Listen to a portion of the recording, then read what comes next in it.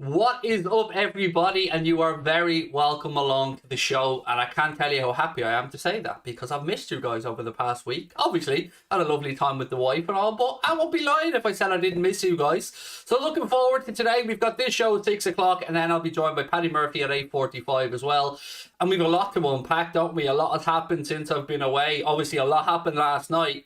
And a lot hasn't happened with regards to the transfer market. So look, we'll go through all of them as we always do, my friends. I want to say thank you to our sponsors as well. As you can see, this stream has been brought to you thanks to Spitch.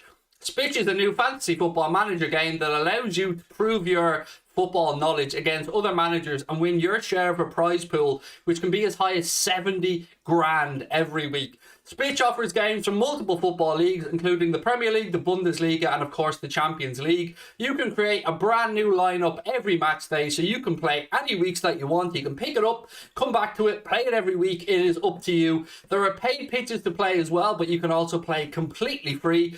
Once the match day kicks off, you can receive points based on things like stats, goals, shots, assists, tackles, stuff like that. There's tons of statistical analysis available as well, with information on individual players available inside the app to help you pick your team. They've also released this week's preview ahead of the game to the weekend as well, so you can go on there and have a little look and maybe get some assistance in trying to get your share of that 70 grand. The only caveats are you have to be 18 years or over to play, and you have to be a resident of the UK. The link to download Spitch is, of course, in the description of the stream.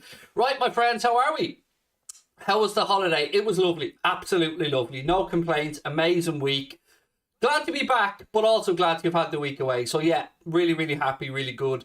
Right, so where do we want to start? Because there's a lot to unpack, as I said at the very start. And last night, I wasn't in the best of form. I think it's fair to say any of you who've seen my match reaction video or my match reaction stream with Chris and Paddy will have seen that the feeling was, of course, one of frustration last night because we didn't show up, quite frankly. We should have done a lot better than we did. And what that has showed us is a couple of things. Like, would it be an overreaction of me to say that we can't do anything without Mo and Mane? Perhaps a little bit. Is it an overreaction to say that we let an opportunity slip last night? I don't feel so. I feel like we should have probably put a couple past Arsenal. But what I can't understand and I can't accept is when we see Jurgen Klopp, whom we all love, myself included, nobody else I want managing this football club. But I'd be sitting here lying to you if I said I wasn't annoyed to see Jurgen Klopp come out last night and say that, you know, any team would miss not having Keita, Mane and Salah. Well, yes and no. Of course any team would miss not having Salah, but we also knew that this situation was going to happen. And you can't hide behind Naby Keita as well. Well, we're not really playing him week in and week out. Yes, he's at the AFCON now, but his career at Liverpool has been stop-start. So I don't like hearing excuses, because that's all that they are, excuses. We got to start off by giving some credit to Mikel Arteta and to Arsenal last night for digging in after going down to 10 men and coming away with a scoreless draw. So credit to them for their performance. But from our side, it's just left more frustrations, more head scratching, and more annoyance because we knew we'd be in this situation. We knew what we needed, and we also knew that we'd need the likes of Divock Origi, Takumi Minamino, Thiago to step up. And Thiago's injured, and we don't know how long he's out for. Minamino wasn't great, and Origi isn't even available through injury. So squad depth is a massive issue, and look, people will have their own sides they want to blame for this. And I think there's a collective blame to be had. Absolutely, FSG need to pull their finger out. Absolutely, they need to show some ambition. But I think we, as football fans, we as supporters, Klopp, the media, I think we all start needing to put a little bit more pressure on FSG as well. And it's a difficult situation because, on one hand, we can understand Klopp not speaking out because he wants to keep the morale in the team. That's understandable. But we also know that if he did speak out, he'd have all of our backing because we all want him to be given the tools to do the job as best he can. Now, I suppose this will come down to one of two things. Is Jurgen Klopp genuinely happy with what he has there and really can't see that there is an easy or achievable way to improve the squad? Or is he playing coy because he doesn't want to destabilise the harmony in the squad? You know, part of me hopes it's the latter, because if I can see the issues and you can see the issues and the media can see the issues are there. So excuses are just that, excuses. We need to capitalise on having a manager like Jurgen Klopp at the club. We can't look back in the last 4 and 5 years and rest on our laurels. It's been amazing. The players have been amazing. What we've achieved has been amazing. But we can't live off that forever. The whole thing about being on top is that you want to get yourself into a position where you can attract the great sponsors, you're in the European Cup, you're doing all these things, you can attract the great players, but we haven't been doing the latter part. And that's it, that's the key. We have not done the latter part. It seems like FSG are just happy to have said, well, you won a Champions League, we ended the curse about the league title, and now we're going to milk this dry. And that's how it feels to me, because it doesn't look like there's any ambition to be had from the owners. And it seems to be excuse after excuse about COVID, about no transfer targets being available, about money being kept aside for generational talent. All of those are just that, excuses. There are talents available right now out there in the market that could come in and do a job for Liverpool and improve the squad. And I'm also sick of the argument that we shouldn't be looking to improve the first team, the starting 11. We absolutely should. None of these guys should be untouchable. They should all be treated with respect, of course they should, but you can't not replace the likes of Gini Wijnaldum. You can't spend a whole season not replacing Dejan Lovren before you go out and get Ibrahim Konate. These are rookie mistakes. These are mistakes that any of us can see. Now, to give you a bit of a flip side to how I'm thinking on this, we know that we all think Stephen G is going to be the next manager of the football club. Him or Pep Linders, they're the two prime suspects right now to come in and take over after Jurgen Klopp. But just think about it this way. Steven Gerrard has gone into Aston Villa and has been shown more support there in a month than Jurgen Klopp has been shown in the last 3 years at Liverpool, perhaps. So is he going to come in and work on their owners that are just not going to give him the tools to do his job? I would say that he would seriously consider not coming if he's not going to get the support. And if they won't support Jurgen Klopp, who has delivered this, where's the support going to come from? How are we going to evolve? How are we going to push on? How are we going to contain or continue to have some success? Because look, qualifying for the Champions League every year is great, but I didn't grow up wanting to see my team play in the European Cup. I wanted to grow up and see my team winning the European Cup, winning the FA Cup, winning the Premier League, winning the League Cup, because that's what draws us in as fans. The moments are great, the individual moments, the games against United, the Barcelona, these turnarounds are all amazing. But ultimately, the money men at the club need Champions League football, but we as fans need trophy lifts. Liverpool Football Club exists to win trophies. The history of this football club has been built off great captains like Emlyn Hughes, like Phil Thompson, those that have come before this collection of players. And everybody, to a man, woman and child, has always said, whether it be Alex Ferguson, whomever, that you strengthen from a position of strength. And we work hard and clever to get ourselves to that position of strength. And now we're just sitting on our hands. And just allowing the players to get old. Allowing the midfield that used to be the midfield that could outrun everybody. That could harry, harass and close down people.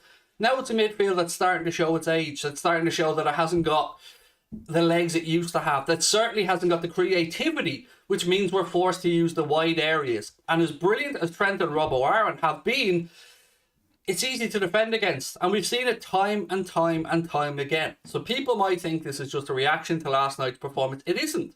How many times have you seen us struggle with a low block? How can our manager come out with a straight face time and time again and talk about playing against 10 men is apparently fucking harder? I mean, come on. We're not idiots. We understand the point he's making. When teams go down to 10, they sit back and defend. When they defend for their lives, they defend deep. That's true. But every other club manages to find a way. I know from my time playing football, when you played against a team with 10 men, you were over the moon. Because you're going to be able to stretch out the pitch. You're going to be able to exploit those spaces and tire them out. And last night, we just looked devoid of any ideas. We didn't look like we had any way to break them down. It was going to take a worldie or a mistake. And that's where the problem is for me right now, is we need that bit of creativity. We need a Yuri Tielemans. We need Thiago to step up and do his things. We need to go out there and get somebody who can play between midfield and attack and can be that link, that conduit between midfield and attack. We don't have it at the minute. And that's where I am. And I'm frustrated and I'm annoyed. And I'm sure you are as well. But it doesn't mean we don't care. It doesn't mean we don't love the players. It doesn't mean we don't love the manager. We're just not idiots. But we're being treated like idiots. Right, let me get to some super chats that I've missed. Jen, hi Craig, missed you. Hope you had a wonderful holiday. You're spot on with your observations. Thank you, Jen. Honestly, amazing. Couldn't have been any better. Great holiday. Lovely time with Sabrina. And glad to be back. Jeff, thank you for the super sticker, my man. Inglesy001 said, don't disagree with Craig, but it's too early to judge the season. We're not out of any competition. That's a very fair point. It is a fair point. But what I will caveat that by saying is I get where you're coming from, and I hope you get where I'm coming from, because we've seen promising positions slip away too often over the past few years. So last year, December, top of the league. End of the season, barely scraping into fourth. When it comes time to that crunch period where games come thick and fast, where injuries get picked up, that's where Manchester City, that's where Chelsea, that's where these clubs are able to dig deep, look to their squad depth, and manoeuvre their way through games. And the season we won the Premier League, we did that magnificently well. But let me come back to you, my friend, and say, how many times have we ended up looking back on a season with what ifs? Too many for my liking. Too many for, I'm sure, the manager's liking. And my biggest fear, and I know I keep saying this, but my biggest fear has always been that we look back on the time with Jurgen Klopp as manager with regrets. Not about appointing him, because clearly we love him, but about regrets of not getting the most out of that amazing manager, that amazing mind, that amazing mentality, that amazing attitude, by not supporting him. And that's the problem that I think we all feel right now, is we just don't feel that Jurgen Klopp has been given the tools to do his job well enough. And that hasn't been helped by some of the things that he said about, you know, how can you improve this squad? And look, he's not infallible. He will say things we will disagree with. But ultimately, it starts from the top. And FSG need to pull their finger out. They need to stop being distracted by the Pittsburgh Penguins, by all these other things going on, and make sure that this football club is ran to try and get sustainable success. That's where I am. What have we got? I hope FSG don't let Salah go. If they do, who do you think we'd go for? I mean, so on the Salah thing, I think it was the Telegraph, if my memory is not mistaken, that said that Liverpool, as things currently stand, have no intention of agreeing to Mohamed Salah's demands, for want of a better phrase. Now, that could be one or two things. It could be the wage, and they think, well, he's not going to get a better wage elsewhere. Real Madrid, Barcelona, probably not on the market for him right now. Who else is there? PSG, would he go there? If it is, it would clearly only be for money. And we know that Mohamed Salah is not only about the money. But we also know that Mohamed Salah is down within his rights to ask for a big payday, because he's earned it. And one thing that we've always been told from these owners are, contracts are incentivized. They want players to prove themselves, and when they prove themselves, they'll get the payday. Well, this man, I don't know what more he can do to prove himself. He has done everything, broken every record we can think of, helped this team to great success, and it's still putting up numbers now. So they need to start following through with what they say. And also, I like to think, and this is just my impression, that it's not just money that Mo is talking about. I think that Mohamed Salah wants to know that if he commits these next 4 or 5 years, the best years of his career, the biggest years of his career, to Liverpool Football Club, that he's going to have players around him who are going to be able to help him achieve what he wants to achieve. And I don't think that's asking too much, to get some reassurances from those in the positions of power at the club that Jurgen Klopp or whomever the next manager will be, and certainly Mohamed Salah, Virgil van Dijk, Alisson, and those players who've committed, although obviously Mo hasn't committed yet, that they have the tools around them, players around them, to continue the evolution of the club the way it has. I think that's entirely reasonable. So I don't want this situation to be manipulated so that FSG paint Mo out to be Mr. Badman and that Mo gets sold next summer. Let me make this very clear. From every single Liverpool fan to a man, woman and child that I know and that I've interacted with, if Mohamed Salah isn't signed on for a new deal and is sold, it's going to be a mistake that I don't think FSG will ever be able to come back from. Because they've gotten away with too much already. Way too much. Too many faux pas, too many little fuck-ups, because we've always had a bit of success to maybe paint over, to cover up. Right now, this is one thing that they cannot get wrong. They need to give Mohamed Salah his contract. It needs to be done quickly. And what did I tell you was going to happen? I told you guys ages ago, the AFCON will come, Mohamed Salah will go off to the other side of the world, and we will start to hear little things come out in the media. So whether it be the GQ magazine, which I believe was done in November, something like that, that interview that was put out. It's always when players are away from their clubs that these destabilising factors get brought out and mitigated. It happens time and time again, whether it be clubs in the players' ears, international teammates in their ears, talking about what they could get elsewhere. It always happens, and we didn't want it to happen to Mo, and we didn't want it to happen in this really, really busy period. So just get your finger out, John, because we're fucking sick of it. We've generated a shit ton of money as a football club, And we're not foolish enough to believe that we're spending what we get. That's bullshit. You look at other clubs and look at the net spend that we've had since 2018. We're right down the bottom of the table, second or third from the bottom. It's ridiculous that this football club can't afford to go out and get Jurgen Klopp a midfielder, can't afford to go out and get Jurgen Klopp an attacker. I mean, we're here trying to scrounge 7 million quid together potentially for Zakaria. 7 million quid! We won every group stage game in the Champions League. I don't know what to say. It's a joke. It is a joke. Akash said, if we want to challenge for the title, Takumi Minamino, Origi and Millie need to go. Hendo, Ox and Naby should be squad players, and we need 2 starting level midfielders. And Mark, thank you for renewing your membership as well, mate. Much appreciated. Yeah, look, there's been difficult conversations to be had. There is. And whatever we like to say, they have to be had, because it is no secret that Hendo doesn't look the player he once was, and I'm one of his biggest cheerleaders. I absolutely love our captain. Certainly feel he has some stuff to offer to the club, but I think his first team role or his starting berth will...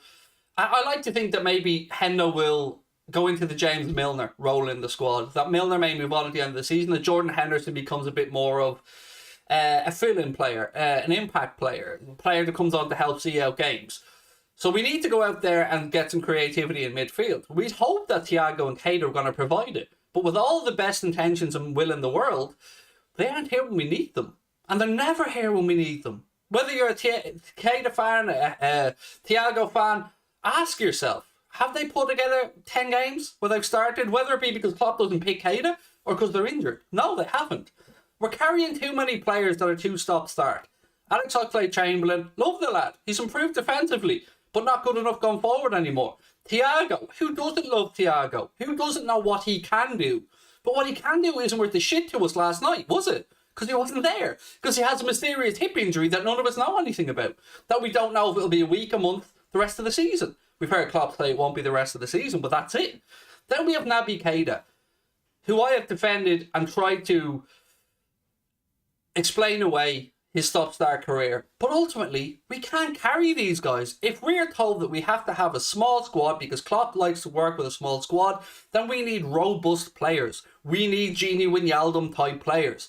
And we let him go. And we didn't replace him. And whether you think Gini Wijnaldum had a shit season last season, or you're like me and you think that he should have been signed on, what we cannot argue with is that he was bulletproof. Anytime Klopp needed a body, he was there. He was available and he was ready to go. We don't have that. We don't have that. Last night's midfield, before the game even started, Fabinho, Henderson, Milner, we knew what was going to happen. There'd be industry, there'd be effort, but there'd be no creativity. And that proved to be the case. And whether you think I'm having a go at these lads or not, it's the truth. It's the truth. We are so obvious to defend against. Without a worldie from Mo or somebody dropping the shoulder and beating players, we just aren't creating. That's how I feel. And it's sad. Because we're being turned on each other. We're being told to look for scapegoats. We're being turned against other fans. We're being turned against the manager. We're being turned against the players. All our ire, all our frustration, all our anger should be focused in one direction. FSG. Because ultimately, they're the penny pinching bastards that won't back Klopp's second rebuild. And if you don't trust a manager who has delivered what he's delivered on an absolute pittance, who's going to come in and do a better job? Who's going to do a better job with the kind of budget he's worked with? Nobody. So this is going to come to a very, very sad end unless the owners actually get their finger out. I want to know how you guys feel. Right, what else we got? Wish we got Bellingham. I wish we get Bellingham. Yes, so do I. Absolutely. Top Reds are happy at one trophy every 10 years. Let me talk about Top Reds for a second, because I got their ire again last night after the stream. You know, oh, the fan who is in Ireland and doesn't go to games is speaking out against X, Y, and Z. Yeah, I am. Don't like it. Tough shit. Not much you can do about it. I've built this channel with Connor and the guys off my honesty, of the fact that I'm on here every day speaking about it. And if you don't like me, go fuck yourself. It's not my problem, but you can't do anything about it. And I've got this platform because of my honesty, because I say things how I see them. And I respect it if you don't agree with it. But don't ever pop at me because I live in Ireland. Don't ever pop at me because I'm not a match going red every day. Don't ever pop at me because you're entitled, because you're a match going red every day. And I've been to enough games to know that this and moaning and screaming at players happens a lot from match going Reds. So don't have a go at me. Have a go at the owners. I get told I'm making money off the back of the club. Am I? Am I really?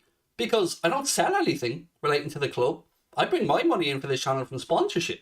So if I'm making money off the back of the club, Top Reds, and you hate me so much, what about all your mates? The ones that are selling fake t-shirts, the ones that are selling knockoff jerseys, the ones that are selling stuff with the club's logo plastered all over it. That's sound. And why is that sound? Because they're local. And you don't like me because I'm not local. That's what it all boils down to.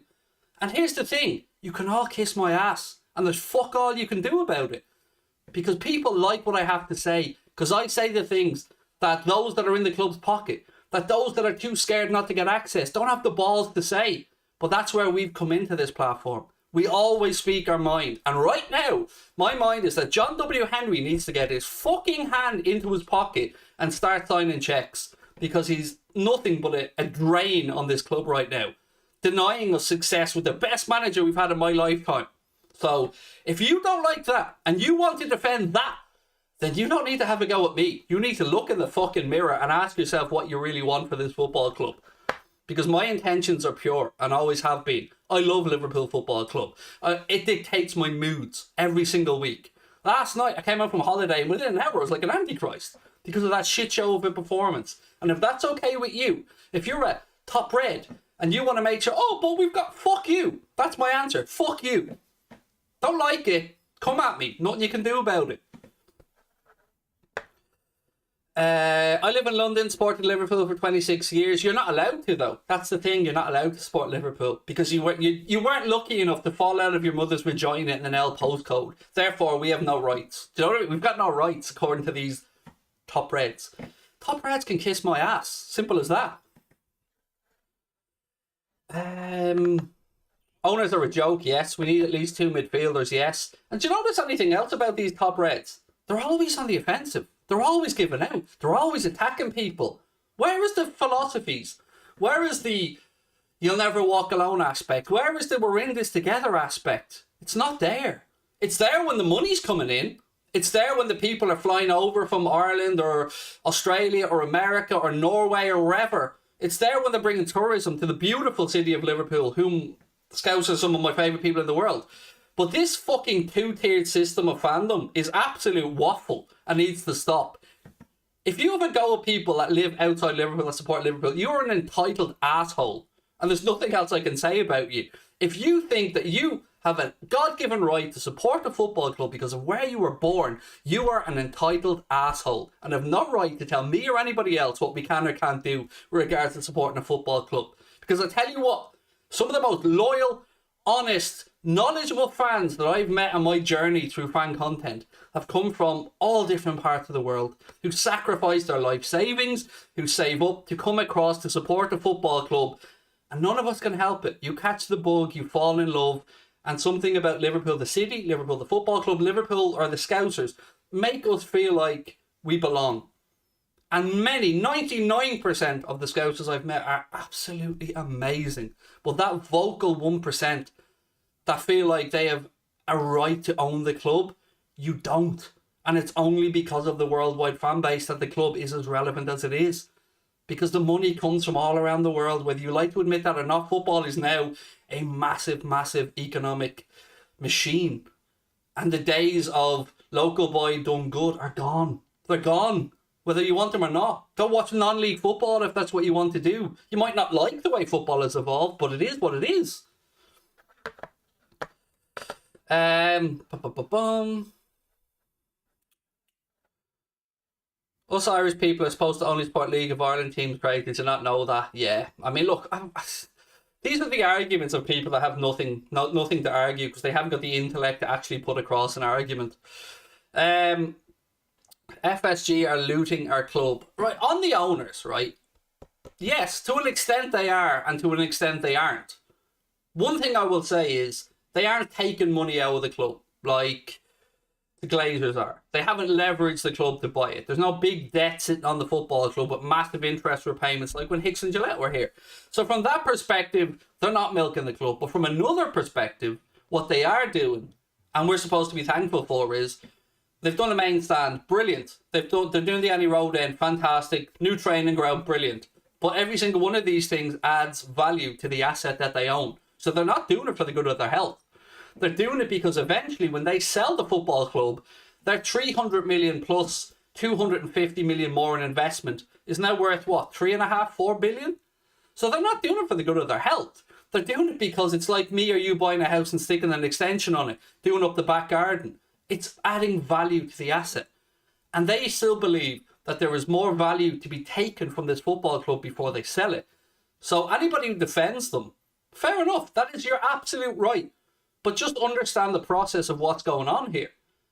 They bought a distressed asset for an absolute song because they were clever enough to see that. And I've always been sound about that. I've always been fine knowing that they'll come in, they'll improve things, they'll invest, they'll build a main stand, they'll do all this stuff. And I have no problem with them taking the payoff at the end, none whatsoever. What I do have a problem with is the penny pinch and tight-arse behaviour of not allowing the club to continue to succeed. That's unacceptable. To me, that's unacceptable. You have talked out your arse, John W. Henry, for so long. Your apologies are bullshit. Your promises aren't worth the paper they're written on. And everything you've said about being able to compete with Manchester United and the big clubs of this world is absolute bullshit. Our manager is working on a minimal net spend. And he's working miracles.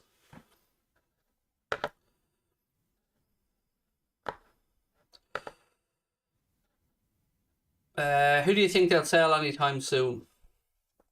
I still, you know what, as bad as they are, I still refuse to believe that they're stupid enough to sell Mo. And I know I could be wrong on this. I'm absolutely open to the prospect that I'm being too naive on this one. But I really don't.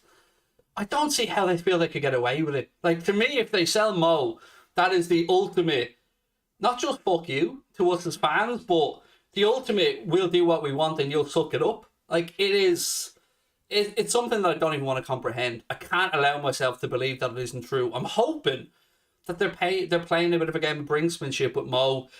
And even at that, I feel that's disrespectful. Because I feel he's earned 350, 400 grand a week. And I don't think there should be any issues paying him that. Look at Manchester United. David De Gea is on that money. They brought in Alexis Sanchez on 400 and something grand a week. Paul Pogba's new contract was rumoured to be that he was asking for about $500,000 a week. And look, bar maybe David De Gea, who has been hugely influential at Manchester United, I would say that there aren't many more who have been as impactful at a football club as Mohamed Salah has been since he's come to Liverpool. And not just that, he has bridged divides of religion, race, everything.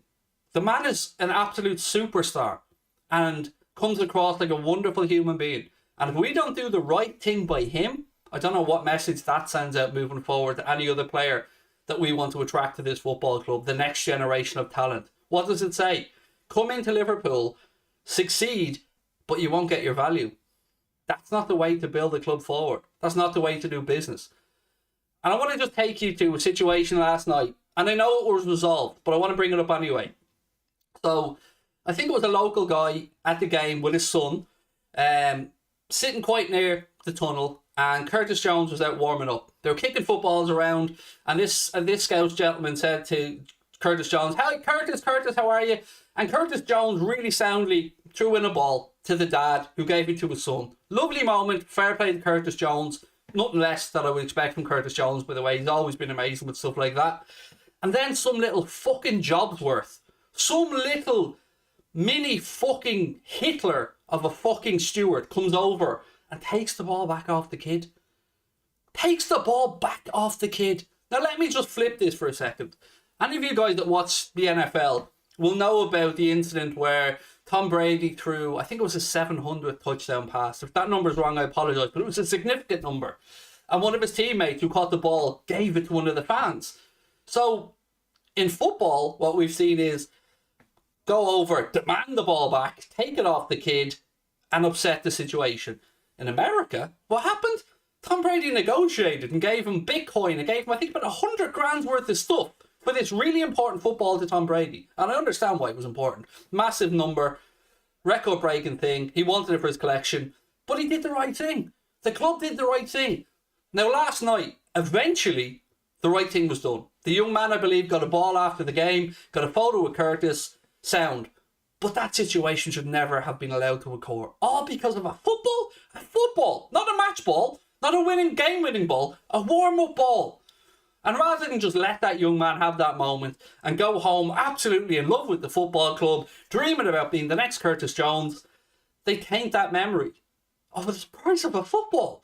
That's not Liverpool Football Club. That's not This Means More. That's not all the Americanized bullshit that you spout out there with your catchy little phrases each year when you're trying to flog shirts. So we see through this because we're not idiots.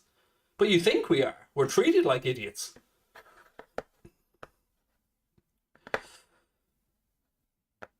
What does FSG have to do? I don't know. Sorry, I think you're talking to somebody else there.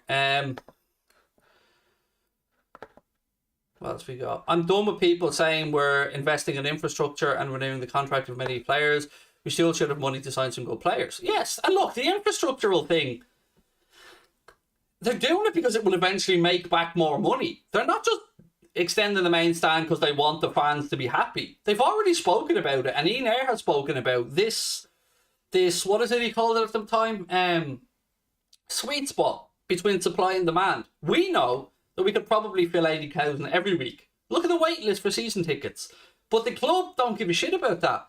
They just want to make sure they've got their sweet spot. They've got that number that they can turn over revenue all the time. So they don't give a shit. They don't give a shit. They are hard-nosed business people that are here to make money. And that's okay until the squad isn't getting the investment that needs to succeed. And I've spoken to enough people that have been around the Red Sox and have seen this happen there as well. So they clearly have form for it. And they clearly know what they're at. And they're clearly clever people because they know how to make money. But we like to think that Liverpool Football Club is a little bit different. That things have been done a little bit different. That the little people matter. That us as a fan base matter. Because they sell the image of the KOPP. They sell the image of the worldwide fan base. They sell the great memories, the scarves, the flags, the waving, the songs, the banners, all of that stuff that is done by the fans. They sell that around the world. They leverage it to make money off the club. That's where I am. I'm sick of them. I'm sick of them. FSG aren't the problem. Yeah, they are the problem though, mate. They really are the problem. And if you don't think they are the problem, I'd be more than open to hearing from you what you think the problem is. Can you tell me what do we get from the Nike deal? My memory's right. It was 30 million down and 20% of all Liverpool Nike merchandise sold. That's what I believe the Nike deal is. So I don't know how many shirts were sold. I don't know the numbers extrapolated after the first year. But I know the hope was that the club made somewhere between 60 and 65 million quid a year from the Nike deal. As well as, of course, opening up other markets to the club, like the big, huge Chinese market and Asian markets, which is why, you know, the club, or Nike, were looking to push it with Serena Williams, to push it with LeBron James, of course, who was an owner and part of FSG's ownership group, and Drake as well. They were hoping to grow the club's presence around the world by using Nike-branded celebrities, which is brilliant. No problem with that whatsoever. And it's great having somebody with the clout of Nike behind us. But where's the benefit been to us? Because we haven't seen one fucking marquee signing. You can talk about Canade, and Canade was a great piece of business. Brilliant. Delighted he's at the club. Great replacement for Dejan Lovren. A year too late. And we nearly missed out in the Champions League because of their penny pinching. You know, the one thing that they like to continue every year because it brings in the money, nearly cost their own penny pinching, nearly cost them that, and they still haven't woken up. They still haven't resolved it.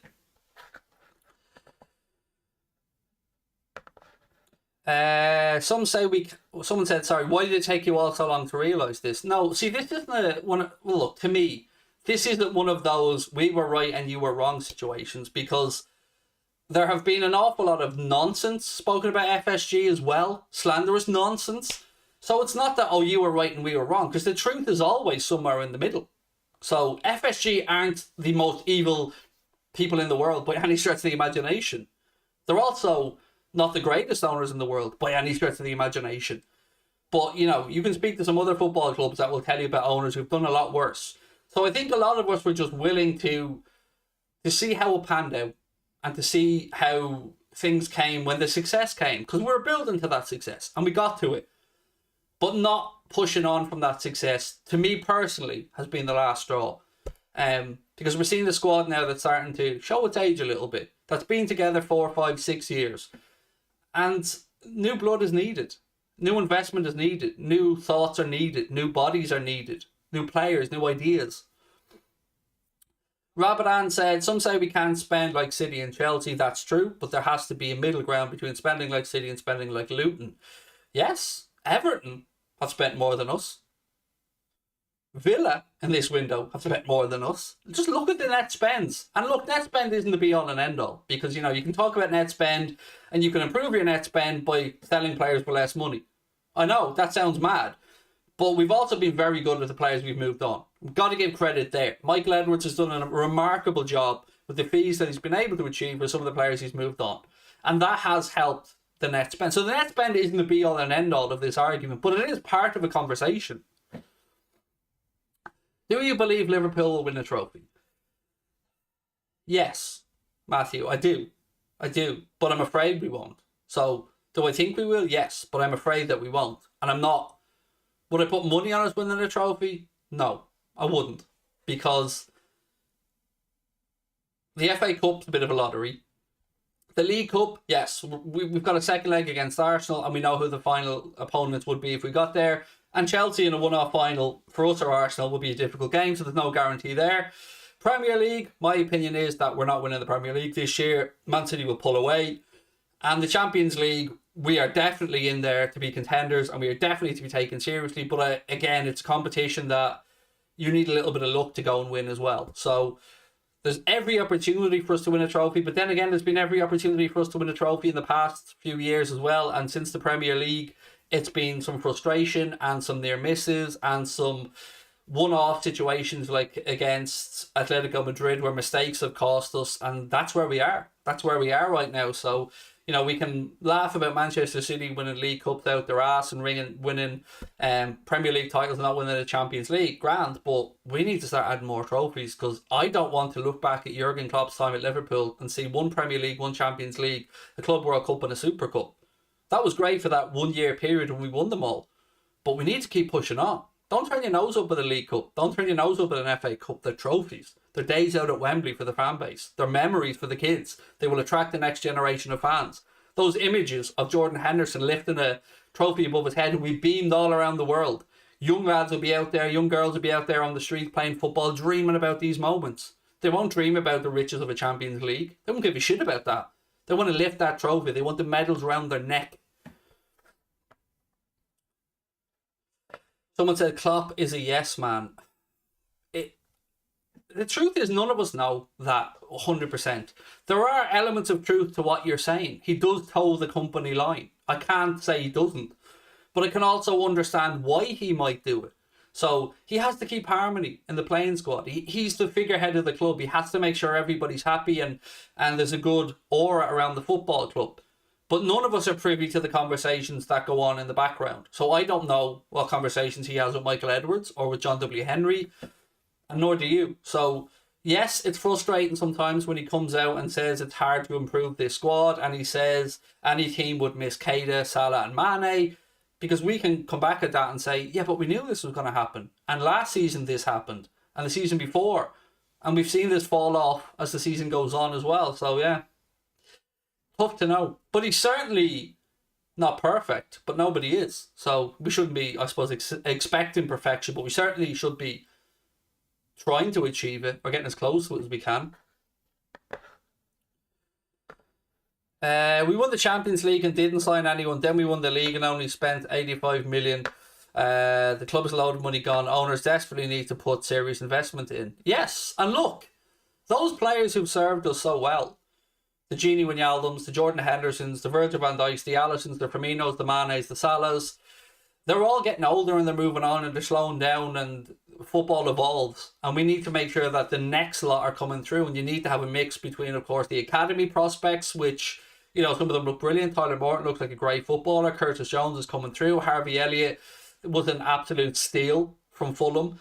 And yeah, we want that as well. We want the Creevy and Kelleher's of this world, but we also need to go out there and add to that with a couple of established players every single year.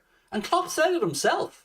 When he came into the club, he said you want to add one or two in every single year to freshen things up, to improve the morale, and to challenge, and to make sure that people know that they never have carte blanche about getting picked every week. They need to be looking over their shoulders. They need to know if I'm not playing well or scoring well, X, Y, or Z is going to come up behind me and he's hungry and he's chomping at the bit and he wants to perform. We don't have that at the minute. Their front three, Mane and Salah, know that there's nothing that can be done to challenge them. Nothing. Nobody's there to challenge them. The midfield, we can talk about the numbers we have in midfield, but I'll talk to you back about the availability of those players in midfield, and it's just not there enough. Liz said, sending love and light to you all. James Milner, I love him no matter what. Look, Milner's class. Milner's had an amazing career. Milner is a wonderful fella, and Milner is a huge reason why we have achieved the success that we have. Great leadership, senior pro, but time waits for nobody, and James Milner's best days are unfortunately behind him. So, yeah. And this is what hurts, isn't it? Because you hear me saying this, or you say it to your mates, or you're speaking about it at home, and you almost feel dirty criticising these guys. Like, just for me to come out and say that I think Jordan Henderson's role in the team needs to be minimised and he needs to become a James Milner, that's not an easy thing for me to say, because you look back at my stream 3, 4, 5 years ago, I was defending Jordan Henderson where people were calling for him to be gone. I love Jordan Henderson. I love what he stands for as a man. I love what he does to show the club positive attributes around the world. And I love what a leader he is. But I also know that he's not the player that he once was. And that hurts to say that. But then again, we have to say these things because we want the club to push on. And we can't just sit in our hands and go, well, this group is great. Let's see them get to 35 and then what? We need to keep pushing on. We need to evolve. Akash said, love our players. We need to be ruthless. And it pains me to say this, but Bobby has declined massively. Taki is not Liverpool level. Millie's done. FSG needs to spend next summer. Otherwise, I see us declining fast. Mate, I'm like you. I mean, I agree with you, but it hurts me to agree with you. Not because I don't want to agree with you, but because, like yourself, I don't want to think bad of these players because I've loved them. And they've given me some of the greatest times of my life watching football. Glenn said, hopefully we see Harvey Elliott back soon. Jesus, we need him, man. You're so right, Glenn. But also, you know, we don't want to see Harvey rush back, mate. But yeah, I'm with you. I'm really excited about the prospect of Harvey Elliott getting back playing football because he looks like the real deal. And he looks like a great lad as well. So yeah, it'll be brilliant to have Harvey back. And we have missed him, definitely, because he started off the season so well.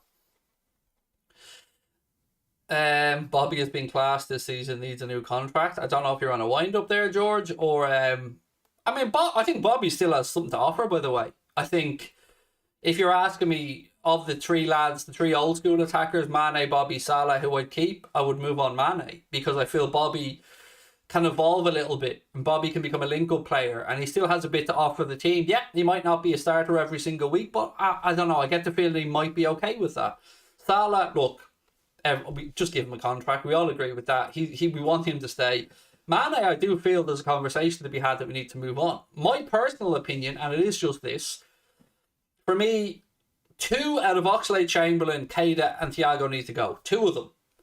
And not only do they need to be replaced, they need to be replaced and we need to replace another midfielder that we're already in need of. So I'd like to see a Tielemans, a Bellingham. And look, I know people are going to go, we can't afford Bellingham. But I'm telling you what I'd like to see. You've heard Carragher say the same. With regards to Bellingham, I should say. So for me, I'd like to see 2 of those 3 moved on because they're supposed to be our creative midfielders. They're supposed to be the ones that give us a little bit of impetus and attack. And they're either not doing that or they're not available. So that's no good to anybody. Then moving to the front line, I'd move Mane on. Looking at the defence, you know what? I'm happy with the defence. Yes, we could talk about maybe replacing Nico if he wants to move on. I thought Nico looked really good when he came on last night. I thought he offered us more in attack than Trent did in that game. But I can also understand if Nico wants to get first team football and play regularly. No problem with that whatsoever. Other than that, I don't think we're too far away. We need another attacker. We need to replace the midfielders. And we need to understand that Origi can go for free at the end of the season. You're going to say to me we've a clause that can trigger another year. We do, but only if he plays a certain amount of Premier League games, which he's not on course to do. So if that's the case, we don't have an option to trigger that 1-year extension. Divock can leave for free in the summer. And then we're still in a situation where we didn't get a penny for Divock Origi, we've lost them, and we need to go out there and replace another forward. Minamino, he's not good enough. I don't know, I'm willing to give him time, but he's had, a year and a half? Not good enough. Well, no, sorry. I apologise. He's had just over a year, I think. Or is it a year and a half? He's had long enough because he went on loan to Southampton for the remainder of the season. Yeah, he's had a year and a half, sorry. Or is it 2 full years now? 2 full years. Yes, it's 2 full years. We signed him in January. So he's not good enough. He's too lightweight. He doesn't seem to be able to make it in the league. And that's no criticism of him. I have nothing against Takumi Minamino. I wanted him to succeed, but it hasn't worked out. So we need to make these ruthless calls and we need to move these guys on. And we need to stop being so loyal to a fault that it's having an adverse effect on the squad. That's my take on it. Taki is decent. I mean, 2 years. In 2 years, what has he done? Really, honestly, hand on heart, what has he done? He had a moment in the League Cup in the last round. Brilliant goal, fair play to him. I'm not going to criticise him for that miss last night. Shit happens. Players miss sitters. It's part of football. But ultimately, I don't think he has shown enough development in those 2 years to make me believe that there's more to come from him and that he will establish himself. I mean, 2 years is long enough that we should see some signs of improvement. And I haven't seen them. I haven't. But also, I understand that he hasn't been given a consistent run of games. But I can only assume that the reason he hasn't got that run of games is because he hasn't shown enough on the training ground to deserve it. So there is that as well. The way things are, the club is going not to spend a massive amount of money. Players retiring, moving on for less than we bought. I don't think we'll sign anyone in January. Look, I've been saying to you guys all through November and December that as far as I'm aware, and I'm like you, I'm just trying to read articles, find out as much as I can. But, you know, the signs have always been that unless a serious injury pops up or an absolute bargain, that the plan isn't to go out there and to bring anybody in. But I also don't accept this nonsense that any club would miss Salah, Mane, and Kane. We knew this shit was happening. We know how important December can be in a season. Yes, there's only a couple of league games. We could be out of a League Cup by then. And we had an FA Cup game, and thankfully the FA Cup game gave us a relatively straightforward draw in Shrewsbury, and we got through that tie. But if we had got a difficult tie, we could have been out of the FA Cup. We could be out of the League Cup. We're pretty much, in my mind, out of the contention for winning the league. You can take to me it's only X amount of points, but look, can we really see City dropping those points and us not dropping enough to catch them? We'll safely finish in the top 3. And then you're down to the whole season potentially riding on the Champions League. And that nobody. Look how much money City have thrown at trying to win the Champions League and they still haven't done it. So nobody can say with any certainty we'll win the Champions League. Then we're in another season where we're looking back at a lot of nearlies, a lot of what ifs, a lot of frustration. We go on to next summer, rinse and repeat. And before we know it, 6, 7, 8, 9 years have gone by. Klopp's left and we're back to where we were before. I don't know how you feel about that, but for me it just feels like absolute stupidity not to push on. Carl, how are we, Carl? Said, maybe an unpopular opinion, but I would sell Mane. He's 29 and not the same player for nearly 3 years. Cash in now. Yes, and on top of that, mate, we have the situation where this time next year, he can sign a pre-contract with anybody and leave for free the following summer. So we need to get our finger out with that. I mean, how could we have allowed a situation to develop where all 3 of our old starting attackers, and by old I mean the old guard, Mohamed Salah, Bobby Firmino, and Sadio Mane, all are in the same contractual situation, 18 months to go. That's mad. That's ridiculous. So we need to do something. Yes, and I agree. For me, Mane would be the one that I would like to move on as well. Which is horrible to say, because again, he's been amazing. But looks like the one whose form has dropped off over a longer period of time than the others, for me. Klopp can't say anything bad about FSG because if he does say something, he will get sacked. FSG would see the comments made as ruining their image. But here's the thing. You could well be right. And look, ultimately, FSG have all the power in this situation because they're the owners. But what we know for certain is that if Jurgen Klopp did speak out, if he was feeling frustrated with the owners, one thing that is without doubt is everybody would be on Jurgen Klopp's side. Every one of us would be right behind the manager. And if they did sack him, it would be a massive PR faux pas. And there's one thing we know about them is their PR image is important to them.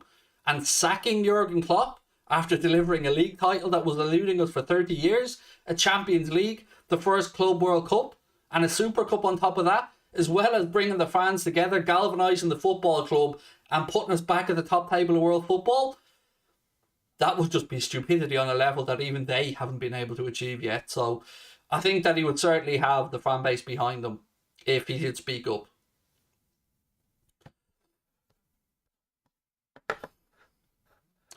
Thank you, Mick. It's nice to be back. It really is. I missed you guys while I was away.